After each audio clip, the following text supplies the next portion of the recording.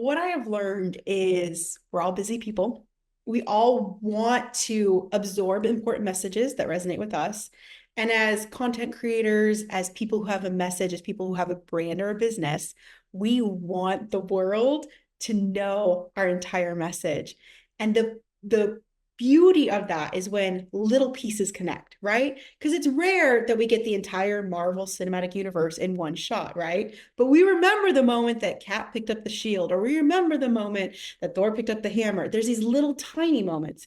And if we can find those little bridges of connection, it actually begins to build trust, relatability, and authority within your audience.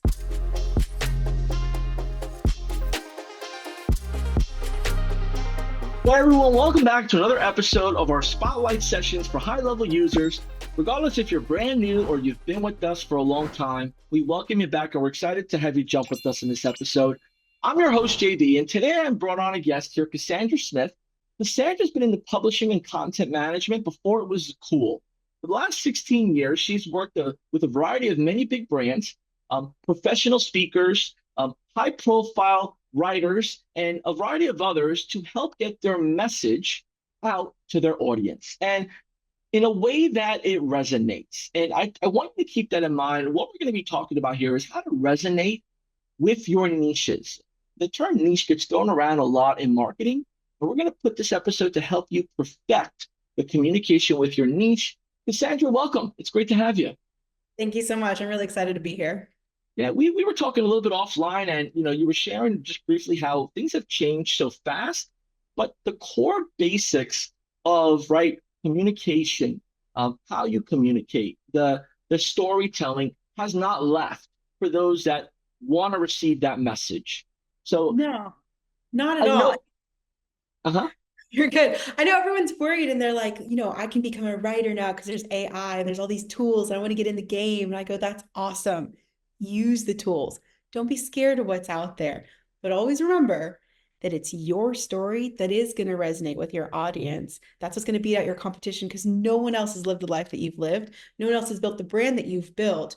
And we want to hear your personal stories and we want it to connect with our personal stories. That's why niche marketing is so important. Yeah. And when we put this episode together, crafting a personalized experience um, for those niches can be done in many different ways, whether it's email, video, voice. That niche experience that they receive is so powerful.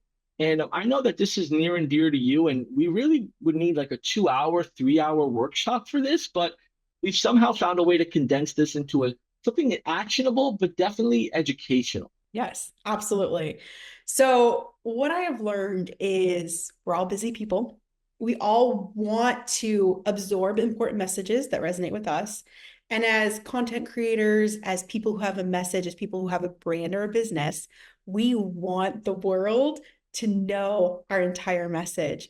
And the beauty of that is when little pieces connect, right? Because it's rare that we get the entire Marvel Cinematic Universe in one shot, right? But we remember the moment that Cap picked up the shield, or we remember the moment that Thor picked up the hammer. There's these little tiny moments. And if we can find those little bridges of connection, it actually begins to build trust, relatability, and authority within your audience. And that's exactly why we put this episode with these three important bullet points for you to take home and take action on and build a storyline in your high level as we get into the next couple of months. So we're going to be discussing these 3 points. First one is speaking directly to your audience. Second one is simplifying your message. And the third one is solve problems or deliver joy. So there's a lot to unpack here, and it's where do I begin, and how do I get started, and is this going to even be worth my time? Is probably questions that someone may be thinking that is used to doing things their way, and maybe hasn't had the result that they hoped for in communicating the message. Could you help us build the foundation around what does an audience expect that truly appreciates a message? And how do we speak to them in their language? Sure. I would say with speak directly to your audience, What that means is speak directly to one thought that your audience has, speak directly to one need that your audience has, speak directly to one joy that your audience is looking for, right? So I work with publishing and I work with authors who want to write a book. A lot of them want to write multiple books. We start with one, right? Because before you do an anthology, you do one. Before we do one, we write one chapter. Before we write one chapter, we have bullet points of our headers, right? So it's very simplified.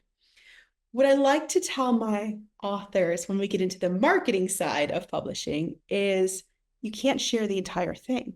To speak directly, you have to find one moment in your book. So let's say you've got chapter 9, and chapter 9 is about building resiliency within your management team at your job. That's great. The whole book could be about leadership or management, wherever we want to be, but it's about resiliency.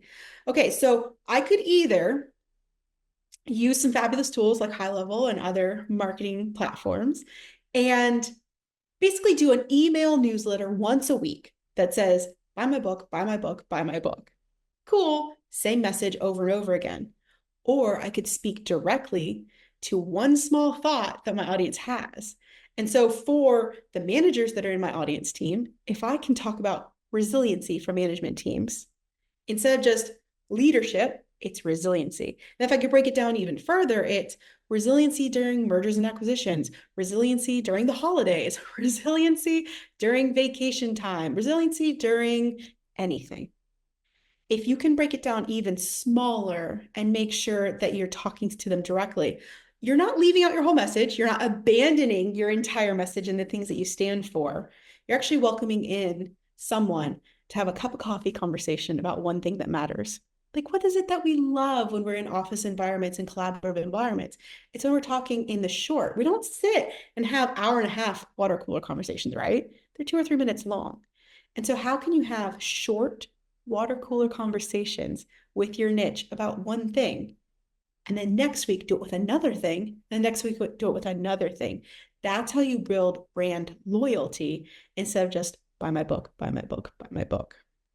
So the end result is we want people to buy the book. We want people to buy the product. We want people to buy our service, right? And maybe, it's a bullish or it's that pressure of running a business and meeting those requirements of new revenue.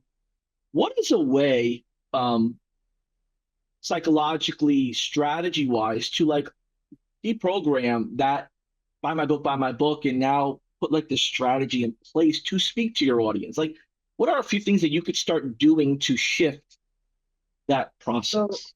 what I love and what I've just valued, I've never found a tool like High Level. So I was so excited when I finally figured it all out, was creating miniature workflows, miniature campaigns that are going to go out. So I think a lot of the individuals that I partner with, they typically think if I need an email blast, I need a newsletter that's once a week. Cool. But can you have a short campaign? I'm talking 5 days, Monday through Friday, where then you talk to, this is Resiliency Week. Would you like to sign up to be mentored in resiliency this week? You just send them a baby campaign for that. And you know what's great for me on the marketing side? Now I have all of these segmented tags and I understand, oh, here's all my managers. So next time when I want to write a book on strictly resiliency, I know that there were already 14,000 people in my list who loved that and went on the baby campaign instead of just the regular newsletter. And so strategizing what inside of your message can be broken down into the small that helps people with one thing that they're looking for, that speaks to it and gives them something most of the time for free. That's okay because we're building that trust and relatability, and that's worth a ton inside of business. And just building something small where they can experience it and go on this immersive experience. Look, we live in a world right now where customization is everything, right? Have you ever been behind someone at the Starbucks line and you know that they're ordering something that has like 15 titles in it because they want an experienced drink and to take that picture on Instagram with their long sticker, right? We think we're cool because we can customize, and that's fine. The baristas hate us, but whatever. We're in the age of customization. And I think that we actually give ourselves a competitive advantage when we build that level of customization. Does that require strategy? Does that require time? Yes. It hurts my brain. Like it hurts my brain to think through how do I do that? What I would say has been successful for myself and some of the people that I work with is use a calendar.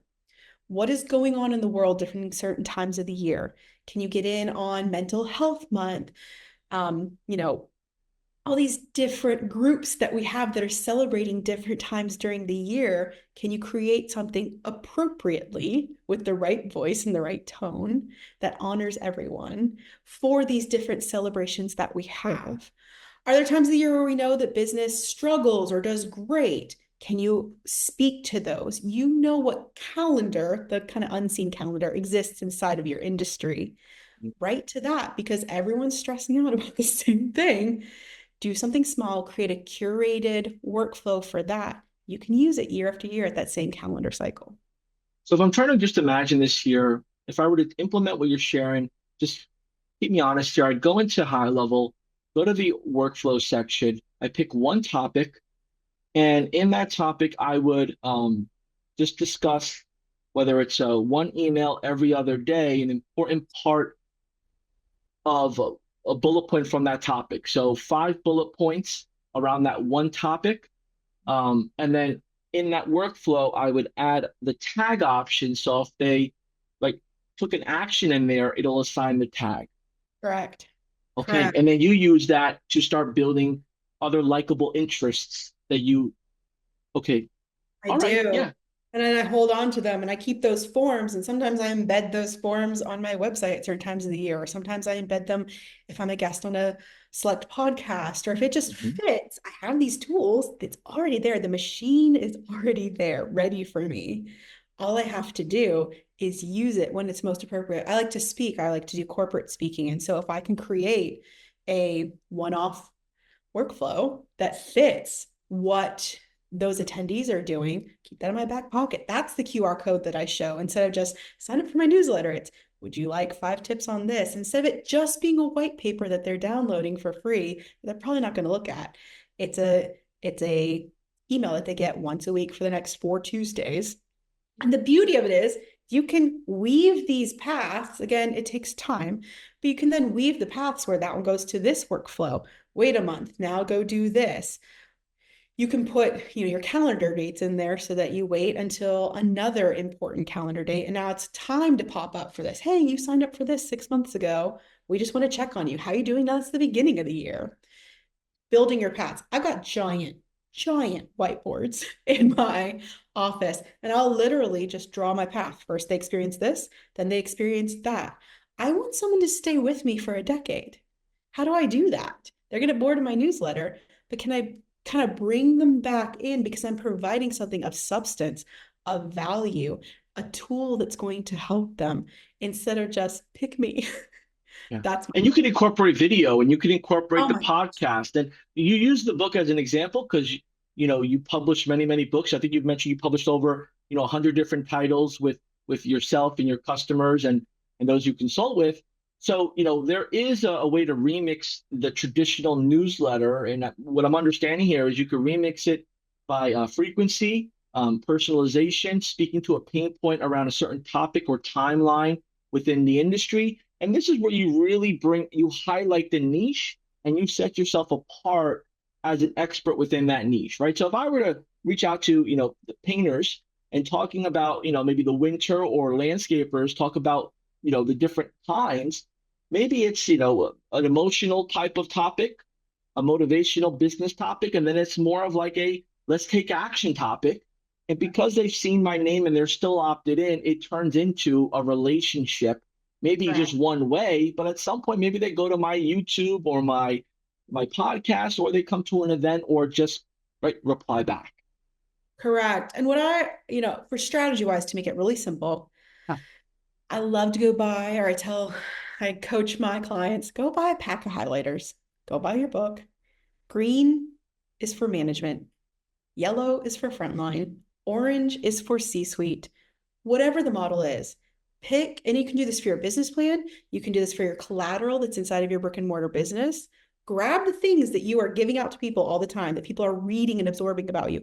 Print your Google page, print your website, whatever it is, and then highlight in colors your niches. Who are you speaking to? because that's going to be how you content mine and figure out, oh, entry level actually would really like to know how to get promoted. Managers really want to know how to promote. C-suite really wants to make sure that they're saving enough money in retention. They don't have to keep rehiring. They'd rather spend that money on marketing. Where is that in your website? Where is that in your copy, in your collateral? I bet you can find it. Then go build one workflow for each person, have those forms, do the whole back end, have a QR code. Now you have a path where it's been curated for your customers and they can actually have an immersive experience just for them.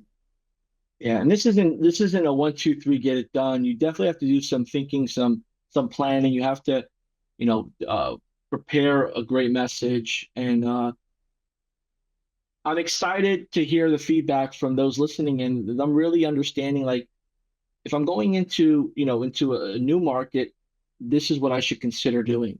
So we get into the second part, bullet point two here, which is simplifying your message. With different ways of telling stories on social media, email.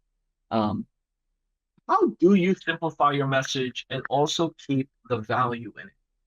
Sure.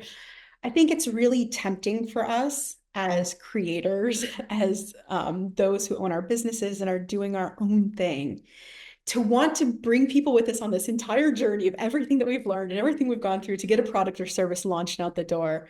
Someone once equated it, and I love this story. They said, sometimes we take our customers on this little journey and then we end up in this big, beautiful bridge. And we sit there and we go, ah, look where we can go to the other side of the bridge. But look at the wood I used. Would you like to smell it? Would you like to look at it? Would you like to see what we stained it with? Look at the nails that we used. Look at this and the design and all the. And it's like they really just want to go to the other side of the bridge. And we get stuck. We're like, but look at how beautiful. And they're like, but where am I going? And the more that we can actually keep our eyes on where are we going and where do we want to take them, it's actually quite simple. You should be able to communicate about a new product launch, about a new service feature, about a new direction that you're going in, or even an old one. It's totally fine. In the time that it takes to wait for your coffee to be delivered. When people are asking you, how are you doing? How's your day going? What are you working on that's new?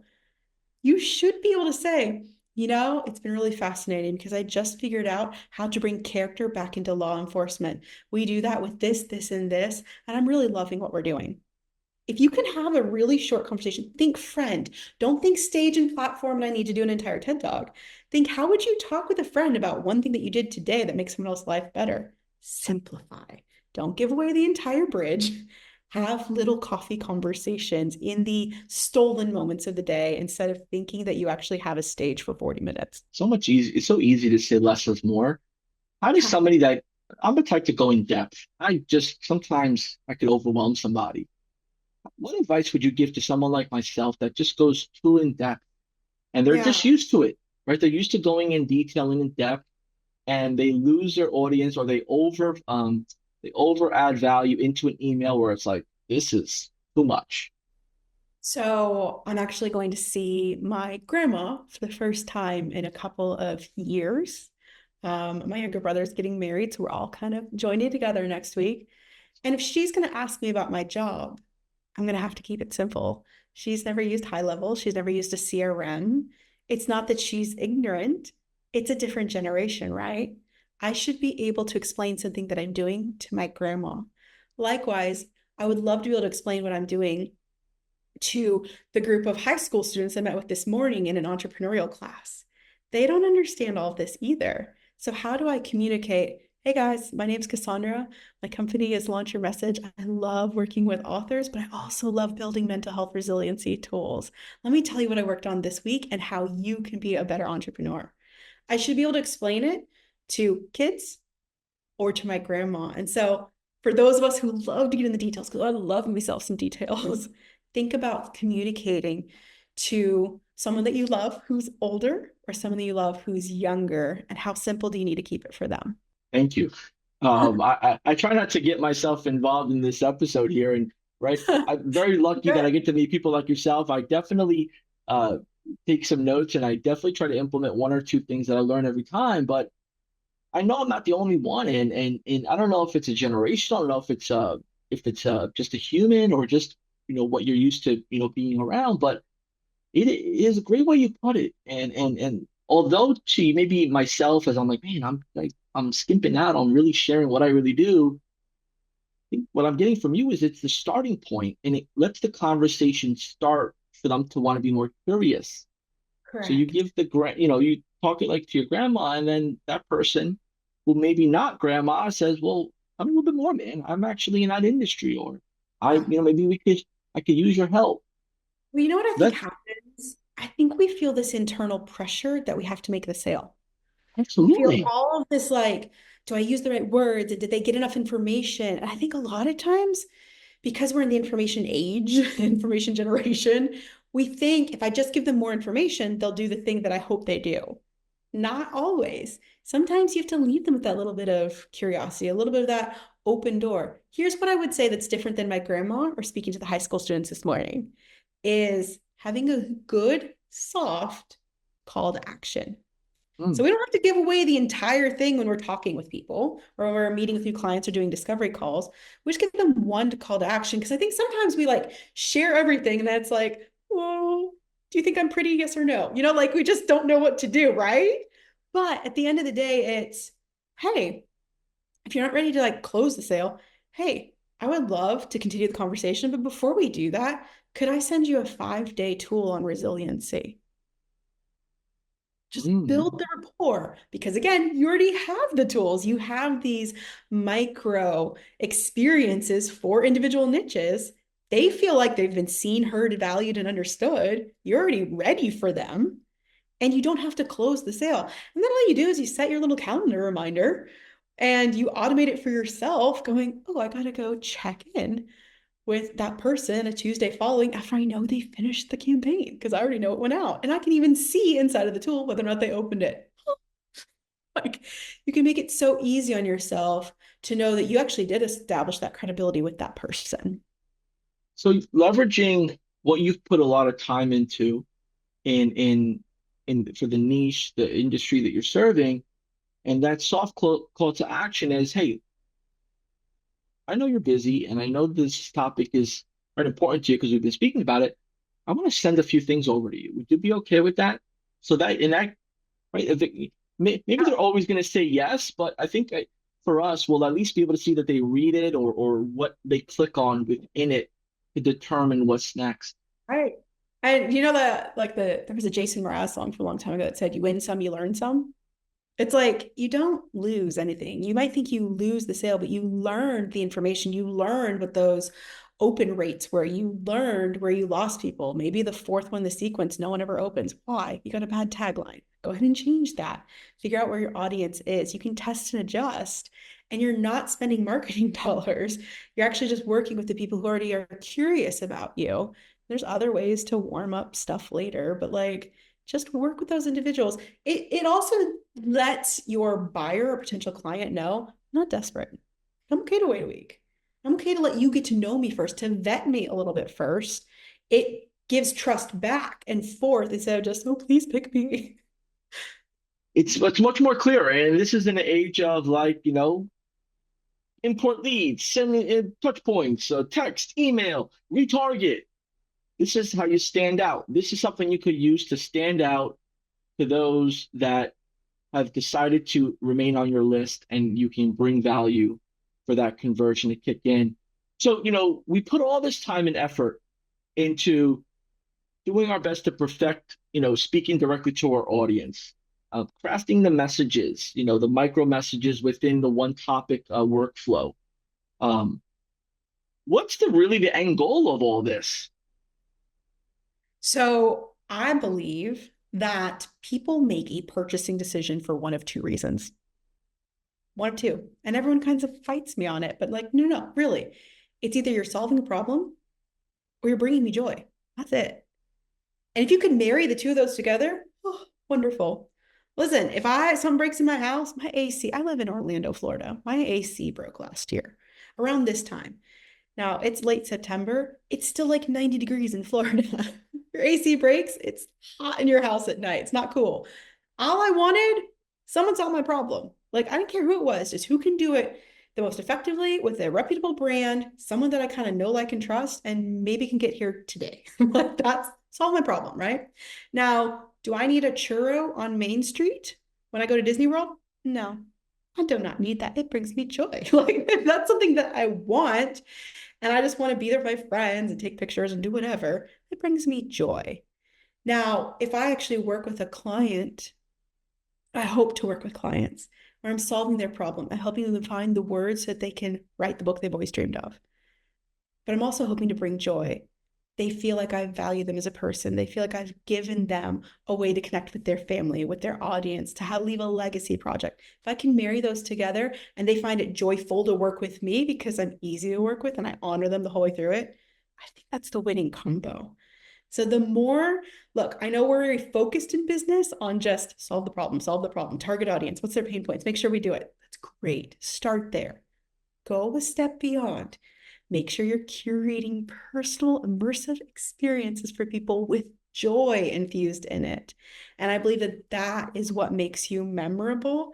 And people refer you that way because they felt that joy and it resonates out the next time someone else is griping about a problem. Yeah. And I'm just trying to think about here. Let's say there's a high level agency that's listening in and they serve real estate agents. Could this work for their clients as a consulting piece of advice of, hey, we should put this campaign together and right? Here's the thing. Okay, so if a real estate agency, what is your greatest point of connection within your business? It's your agents, right? So like for me, and this is just off the top of my head, I'm not Hmm. really in that world, but if someone came to me and was like, hey, we want to do better. What do we do? I'd be like, man, the holidays are coming. This is awesome. Get out your iPhones. Have every single one of your agents talk about what they're thankful for Thanksgiving, Hmm. what tradition they have with their family at the holidays, what Christmas means to them, a favorite Christmas memory, whatever it is. Are they talking about houses? No. Are they talking about the market? No. Are they talking about industry or interest rates? No. They're talking about themselves. We're building trust and likability. We're building that rapport. So you see that kind of stuff in your feed. It's like celebrate the holidays with our team of agents. We're sharing and swapping recipes over TikTok or whatever it is, and these campaigns. How much fun is that? It's people to people, it's human to human connection instead of just pick us to sell your house, pick us to sell your house. So, how can you actually infuse human connection inside of what you're doing? It's not always the bridge, it's where are we going? We're people who deliver a standard of excellence when we're inside of your home and we want to welcome other people in, just like we did. Welcome into our holiday celebration. Yeah, it's powerful because the creativity is what you start to fuel, and there's so many different angles to go through. I think the hardest part is getting the first part going, which is maybe the planning. And then once you do the one or two, emails that go out and you start seeing the result, man, this is actually too good to be true. And I really appreciate you walking in depth through these different elements, how you use them, how you use them with your clients, because the power of email, in my opinion, has diminished a bit because of the content and the noise that's out there. And those that are reading it, because like you said, maybe the subject line or the preview text did catch their attention, you best believe your content better be helpful where it brings them a solution to a problem or a joy, or they're going to unsubscribe at that point. Right. Are you welcoming them in? And it's daring. It's vulnerable when you do that kind of stuff. Like, do I really want people to know about my favorite childhood memory at Christmas? Like that's vulnerable. Don't do anything like scary or dark, right? But like when we share, it does create that connection. And some people aren't going to be about that. I would say never push your team to go beyond their comfort level. But what I would say is I actually think that most employees, most teams are looking for purpose. They're looking for meaning within the workplace. And so if you give them those avenues as the visionary within your company, you give them a chance to welcome other people into something great that you're building. You're not talking about the thing that you're building, you're talking about the experience together. I actually think people have fun with that. Well, it's if you're just tuning in right now and you haven't had a chance to watch all of what we just went over, I invite you to go back. And if you're not a high level user yet, these people like you're just meeting here, Cassandra, are all in our community, sharing their expertise, their experience, but more importantly, giving what's working in their business to others to help them make it work in theirs. Cassandra, you've been very generous with your time, and what you shared um, can be implemented in many different ways. If folks want to reach out to you, we're going to include some information below. But more importantly, what's some advice that you can give to our audience now as we wrap up here with how they should, look and take action and what they should keep in mind while doing so? I think the first thing I'd say is you probably have untapped potential within your team. There are creative people in your team who think like this, and maybe they just haven't had the opportunity to explore that yet. I'm not talking about just going to a social media intern and saying, hey, what should our new campaign be? Experts, talk to your pros and say, if we were to put human to human connection back inside of our business, what would that look like? How can we share the best of us with our audience? I bet you've got some creative people on your team who've got some ideas. Be open to that. And then dare to spend, I would say, I know this is risky, but I'd say about 2 to 4 hours with two or three of your top people. Give them space to do this. Get a whiteboard. Figure out what does those micro personalized experiences look like? What are three that you could use? You don't only need three. I'm talking about 3 5-day campaigns. Try that first. See how it hits your audience. See what people say. See what your open rates are. See if it's different than your regular email blast or your next promo sale. Test it. You don't have to go all in and dive deep, but create that space, whether it's for yourself as a solopreneur or your team. And say, trust the process. Dare to share the best of who you are. We're going to leave it at that. Dare to share. Tell your story.